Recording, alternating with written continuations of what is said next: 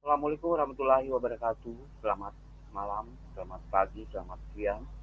Untuk materi kali ini kita akan belajar tentang bahasa Indonesia kelas 7 bab 2 yaitu memahami dan mencipta cerita fantasi. Di cerita fantasi ini bab 2 ini ada bagian A yaitu definisi, ciri dan jenis cerita fantasi, kemudian B unsur cerita fantasi, C penceritakan penceritaan kembali isi cerita fantasi. Kita hanya membahas sampai sini. Kemudian D struktur dan kebahasaan cerita fantasi, E penyusunan cerita fantasi.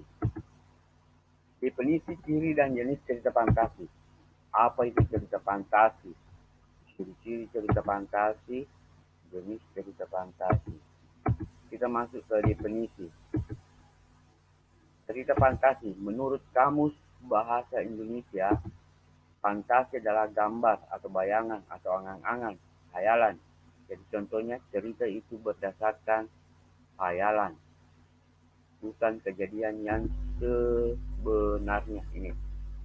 Kemudian kita masuk ke definisinya yaitu cerita fantasi adalah gambaran peristiwa sesuai urutan waktu berdasarkan daya hayal,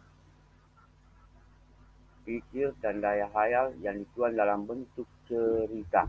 Kita lanjut. Ciri-ciri cerita fantasi.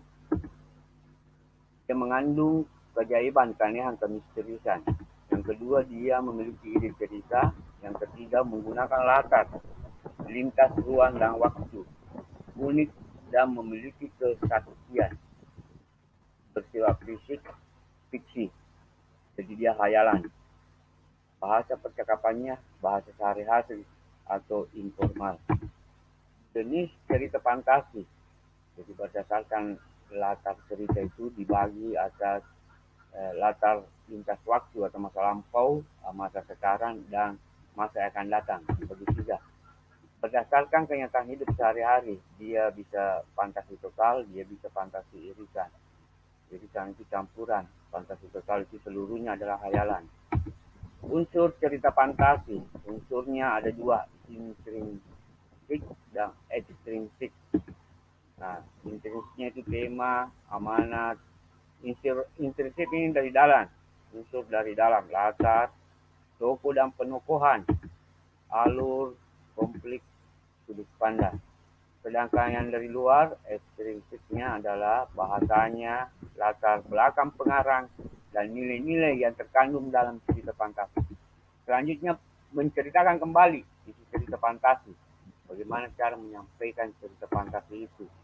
Ini ada di bukunya Anak Rembulan dan Hari Porter di gambar 21 halaman 43 di buku paketnya itu. Cara menceritakannya itu, menyampaikannya bisa secara lisan dan bisa secara tertulis, tulisan. Kemudian selanjutnya langkah penyampaian cerita fantasi. Yang secara lisan itu ada 8 poin. Ini baca keseluruhan cerita fantasi, catat peristiwa penting, catat latarnya, ceritakan kembali, perhatikan penampilan, gerakan tubuh, perhatikan intonasi, irama, artikulasi, ceritakan bagian pembuka, inti, dan sebagainya. Untuk yang tertulis, baca cerita fantasinya dengan seksama, tentukan peristiwa-peristiwanya, kembangkan peristiwa tersebut yang terjadi menjadi sebuah cerita fantasi. Nanti kita akan lanjut ke video selanjutnya ya untuk materi bab 1 ini. Terima kasih. Assalamualaikum warahmatullahi wabarakatuh. www.agurko